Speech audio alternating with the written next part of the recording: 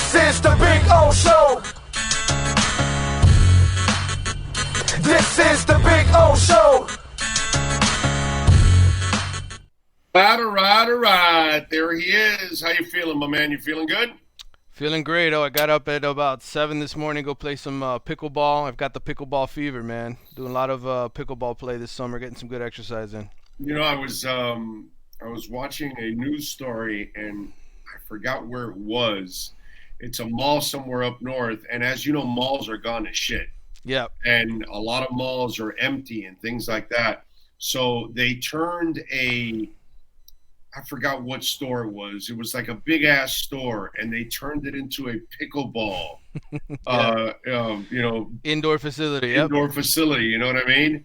And so, yeah, it was like, they put a pet adoption. They put because malls have to change now. Yeah. They have no choice because online shopping has absolutely wiped out. So either malls are closing, or some of them are adapting to become more entertainment complexes on top of some shopping, that kind of stuff. So it has to be kind of a mix to draw people over. And pickleball is one of the things that's being built in malls across the country. How about that? Yeah, and it's great because being out here and baking in this sun, I try to go as early as I can to get some games in, but the popularity of the sport it's pretty crazy, man. Like I've played at 7 different parks here in South Florida, and they're always packed with people, man. There's always people wanting to play, so it's definitely caught on. Yeah, I've never played it. I haven't tried it yet. I'm sure one day I probably will, but I am well aware of how freaking popular it is, man. Mm-hmm. All right, so I was talking about this with my buddy yesterday. J.D. Arteaga is a guy, you saw him as a player. You watched him as a coach here for a long time, pay his dues. This is something that he deserves. I just wish, he did it 30 years ago when everything was financially so much more different. The disadvantage, I just think, whether it's Gino or JD or whoever, I just think that nowadays the disadvantage and the gap that you used to have to overcome was not so bad.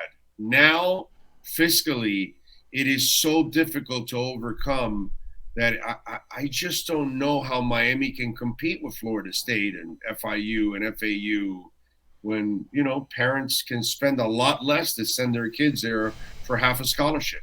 Yeah, and I think one thing, you got to take into account, is, somebody messaged me yesterday, this is such a bad hire, they need to go out and spend more money, bring in another guy. I don't know who you hire that comes in here and makes a difference in that capacity when like what you said in terms of financial challenges.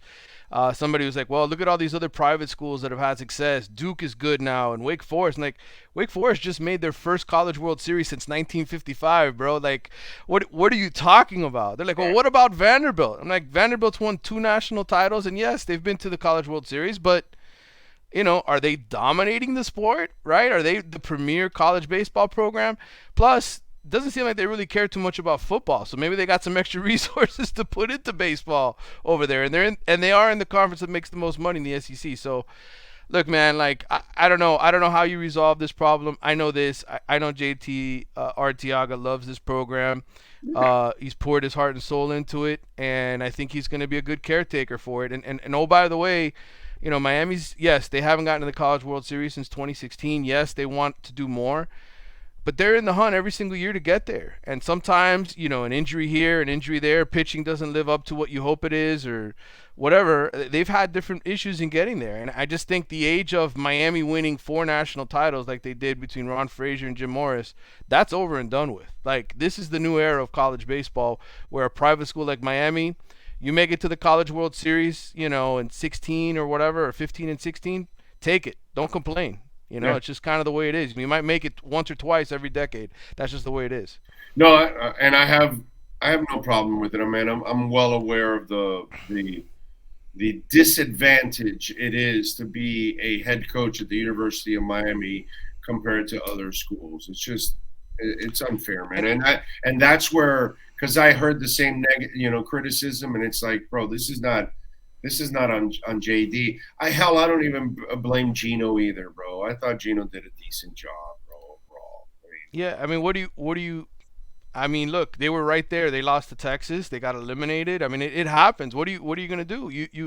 And look, man, like uh, the SEC schools have been dominating the sport for a long time now. They're their premier conference. The best players want to go play there. They get the most teams into the College World Series tournament every year. Like, all of that is real stuff. And for people to just complain and be ignorant to the fact that Miami is a private school, and there's only 11, I think it's 11.7 scholarships or whatever, they got to divide between 25, 30 guys every year. That makes it tough. And when you're an expensive private school, it makes it even tougher. You know, JD was talking about that yesterday, that it was really bad for them up until about 2016, 2017 in terms of the financial gap. But it's still a challenge now. He talked about how much they need to improve NIL, right, to kind of compete in that front. So it is what it is. The NIL, can it pay for the other half of the scholarship? Sure. Kids could use that money. They can use that once you got an NIL, you can pay for any way you want to handle it, right? You know, I just think in general, I said this to you last Friday when we were talking about them looking for a coach before they hired JD, that you know, in the end, the money gap is gonna hurt you. But at Florida being really, really good like they are right now, that makes it even worse because they're the best team in the state. They're dominating. They're a lot cheaper to go play for. Yeah. So a lot of the best kids automatically, at least locally and in the state, their first notion is going to be go play for the Gators. So you're not even really getting the cut of the first group of big time players that want to come play for you. You're getting that next tier, that next group of guys who are like, okay, I'll go play for Miami. So I think that hurts just as much as the difference in pay. Who is Nick Saban's secret ace recruiter? Well, it's I was at the Future 50 last weekend in Bradenton. Spent 2 days over there, and it's Ryan Williams, 6'1", 170-pound receiver out of Saraland, Alabama. Thank you for referencing the story. I appreciate it. I wrote about that in The Athletic. Ryan, super talented player, part of the 2025 class. The whole reason I was there was to basically get my first look at all the top 2025 recruits in the country. Guys that play from all over the place, and we had kids from California and Michigan and New Jersey and all kinds of places. And they were all together. I think you had 39 of the top 100 players in the 2025 class there. Several, I think 9 of them were committed to programs already. And Ryan is just, you know, he's a guy Miami. Mario Cristobal actually has a really good relationship with him from what he was talking about with us briefly before the camp. But it's one of those deals. This kid wants to go play at Alabama. He's from Alabama. And right now, Miami is basically trying to be the number 2 school. And you know what? Oh, sometimes that's the way it is. That's the way the game is played now. You want to be the second best school sometimes, because if this kid goes there, things don't work out, Nick Saban retire, whatever the case is, you want to be Johnny on the spot, right? And be the school he comes to next. And that's just life in the transfer portal. That's life in modern recruiting. Where do they stand right now recruiting-wise going into this season? Is there a slot still available, or are they filled up completely for this upcoming season? I know they're working on future recruiting, but I'm just wondering where they stand on the current roster. Well, with the 2023, yeah, they're pretty much done from what I was told. Okay. That was back in the spring. In terms of transfer portal additions, they obviously picked up a couple of players through the transfer portal after spring football here in the summertime. But they're pretty much done and wrapped up going into the season. I think unless a stupendous player, graduate transfer type, finally gets into the transfer portal late and says, I want to come play for Miami, that's probably the only way they would take them. But at this point, it's probably just about running guys off, clearing out space, making sure you're under the 85 limit when fall practice gets underway. But this team is pretty much set as is. Okay. All right. What's next here? Are we just waiting for camp? Basically waiting for camp, waiting for ACC Media Days. ACC Media Days, I believe, are the 25th through the 27th of July. I'll be up in Charlotte for that. Talk to a bunch of teams. They're actually making it 3 days, kind of like the way the SEC does it, where you have four teams, 4 to 5 teams doing the media availability. Miami will go on the first day for ACC Media Days. I'm sure we'll have Tyler Van Dyke. I'm sure we will have Cam Kitchens and probably Akeem Mesidor or somebody of that ilk there representing Miami. You have 3 players plus Mario Cristobal. But yeah, it's off-season workouts. These guys are busy keeping themselves in shape, getting ready for the start of camp. I got a chance a couple weekends ago to go hang out with Tyler Van Dyke and a bunch of Drew Rosenhaus's clients, NIL clients. They were up at a camp in Vero Beach. Got to see those guys in person, just have some conversations with them, and I can tell you they're all happy with the new offense. I know that they're happy with the new coordinator. They feel like things are kind of getting back to, in terms of scheme and the way that they're going to play, similar to what they did with Rhett Lashley on the offensive side of the ball. And on the defensive side of the ball with Lance Guidry, play more of that Manny Diaz aggressive style defense where they're putting pressure, trying to create turnovers, that kind of stuff. So I think for the personnel that they have on the roster right now, these are the right coordinators. We will see as time evolves how that works out. But I think for the most part, from a player perspective, they're very happy with what they've got. They really like. I know Tyler really likes his new offensive coordinator. They get along really well. He says he's a guy that just personality-wise fits this team. It's a big difference from Josh Gaddis. Well, I just want a guy to adjust to whatever he has, because that's what a coach should do, because every year it's just not going to work out for you where you have exactly what you want. You're going to find out, oh, shit, this guy has different strengths. I may have to, lean to it in another way. What can you tell Canes fans about Ryan Mack? Solid player, 2-year starter at St. Thomas Aquinas. This will be his 3rd year starting for a state championship winning program at cornerback. 5'11", about 170, 175. Track kid, runs sub 11 seconds in the 100 meters, so he's got legitimate speed. His father obviously played for the Hurricanes. Rod Mack was a linebacker in the 90s. Mom went to UM, so these are diehard UM people. He's one of those kids that it was just inevitable he was going to end up signing with Miami, even though he had gone to Penn State and Florida State and a couple of other schools were interested in him. Even those schools kind of knew, hey, look, Ryan Mack's going to be a Hurricane. So I think, a good pickup for them. Is he a superstar? Is he a the kind of program changer you want Mario to get? Not necessarily, but I think he's a very good program guy. And sometimes you just need guys that can come in, be really good on special teams, provide depth, and by their junior or senior year, they're ready to contribute and be guys that are solid and dependable. And that's what Mario's trying to do. He's trying to build that kind of depth you need to go after championships, to survive injuries, to be able to play the kind of style that you want to play. Guys that are team first, not selfish, me first type guys. And I think Ryan fits the bill. He is a Hurricane at heart. I think he loves the program. He's the kind of guy who will put in his 4 years here and be an asset to the program. Is that flag new there, the long one? I actually got that a couple months ago. Put it up just so I could do this for my Zoom calls and the podcast and everything. Dress a little bit up. I got the Dolphins 72-73 Super Bowl banner there that my father actually gave it to me, because my father had season tickets for both of those seasons down at the Orange Bowl when he was going to Coral Park High School. So I kept that for many years and trying to just dress up the background a little bit for you. I like the effort, bro. You like the effort? I'm doing a little something, right? A little something. Yeah, I can't expect you guys to do the craziness that I have behind my normal studio. Yes. Right. It has the entire freaking history of South Florida sports back there. Even the Miami Soul. We even have the Miami Soul back there, bro. Wow. Okay. If you look up, you can't really see it, but I've got a huge LeBron poster from his days, limited edition LeBron poster. Got an autographed basketball from the Heat from back in the day, from when Dwayne Wade won his first championship here. So I got a little bit of sports memorabilia here in my office. You know what I should show to people? I should go find the Wheaties box I have stashed, because when they won the 2006 championship, the Heat did something really cool, dude.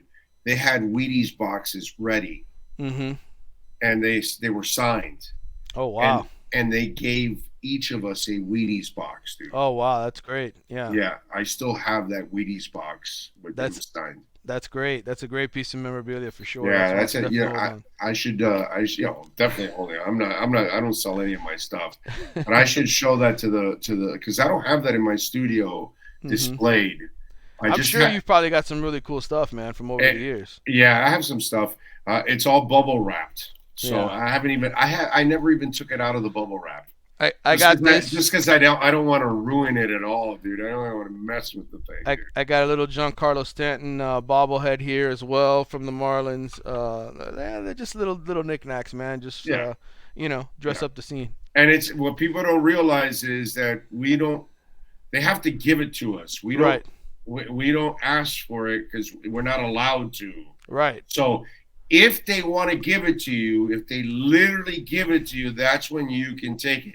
And in your case, by the way, not with the Athletic, but in the newspaper business, they used to actually tell you guys you can't accept it, right? Correct. Yeah. For many, many years, there were a lot of things I turned down. I mean, I was offered tickets to go attend events and things of that nature, to take my wife, take whoever I wanted. And there were a lot of things that I turned down because at the Miami Herald, that was sort of, giving in to the people that we covered, and it kind of took away from our standing as journalists. So this stuff, I bought all of this stuff, and the poster was actually a gift from the Heat, from Joseph Goodman, who covered the Heat during the championship years. He gave it to me. He didn't want the LeBron poster. I figured it's one of 10 that were made, so I'll take it. Wow. Yeah, and then the basketball my wife got me after the Heat won their first championship. She said, you should have this. So that's it. That's everything was basically bought with my own money or handed to me by family or friends. Yeah, exactly. Yeah, because I always used to trip out that the writers wouldn't accept it, but us radio guys, boy, we're whores. We accept everything, bro. We take anything. We'll take 2 or 3 of them if you want, bro. Let's go. Bring it on. It doesn't matter to us. Yep. For sure. All right. What do you got going on in the Athletics so folks can check you out? Yeah, working on a couple different stories. I'm going to do something sort of wrapping up the month of June from a recruiting perspective for the state schools. So I'll have that coming out some point later this week. Some local high school players that are committed. Davy Belfort, whose father actually fought MMA for many, many years. You familiar with the Belfort name in MMA?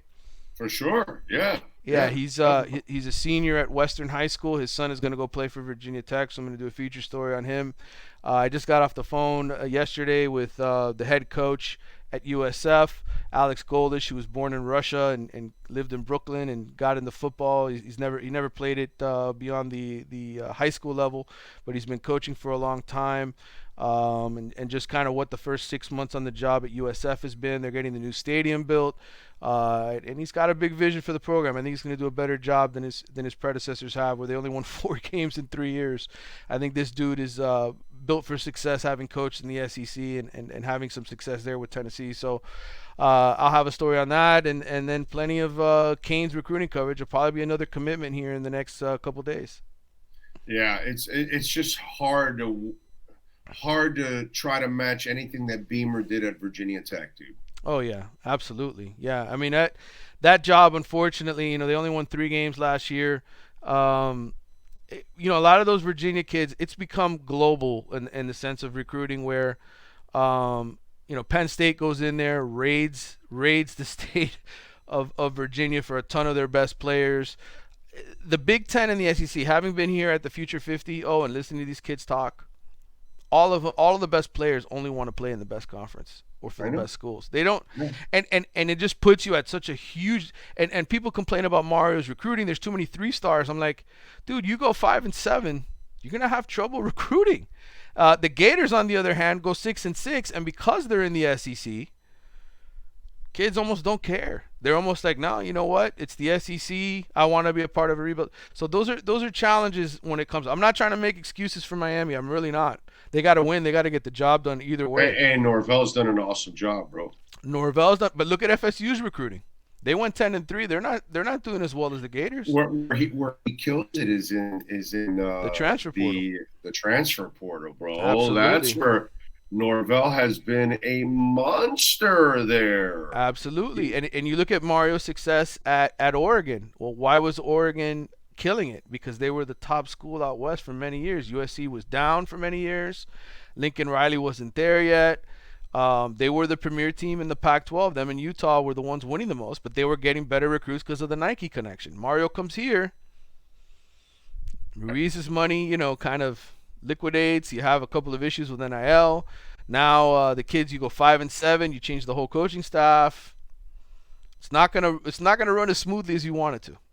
Oh, I'm with you there. All right, follow him on Twitter at Manny_Navarro, and check out his work at The Athletic. Better yet, subscribe like I and many others do. Manny, have a great week, my friend. We'll catch up on Friday. All right, bro. Talk to you soon. Take care. You got it, baby. There you go. Manny Navarro. And, dude, I was at Caneswear just on Saturday. That's where I bought this hat. They got great hats. You want a Marlins hat. You want a Panthers hat. You want a Miami Heat hat. You want an InterMiami hat. You want a Miami Dolphins hat. Canes. They got it all, man. Get there. Go to Caneswear. They got anything and everything practically with a Canes logo on it. And if you're looking for right now a little Marlins gear, a little InterMiami gear, come on, man. Get on down there. 2511 South University Drive in Davie. They've got sneakers. They've got sandals. They've got pens and pencils and wristbands and shirts and jerseys.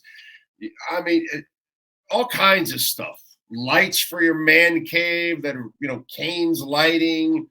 Just all kinds of stuff that you're just going to freak out. When you get there, you need a little portable speaker to take to the beach. They've got a killer one that's a Canes one. It's pretty awesome. I mean, go check it out for yourself. Tell them that Big O sent you, I promise you. And you can go online at caneswear.com. If you live too far, you live in Hobe Sound, you live in the Keys, you live out of state, go to caneswear.com. You order over $99 and you will get free shipping. Caneswear.com.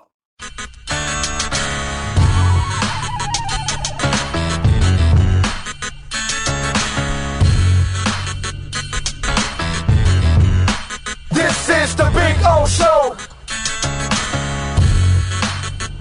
This is the Big O Show.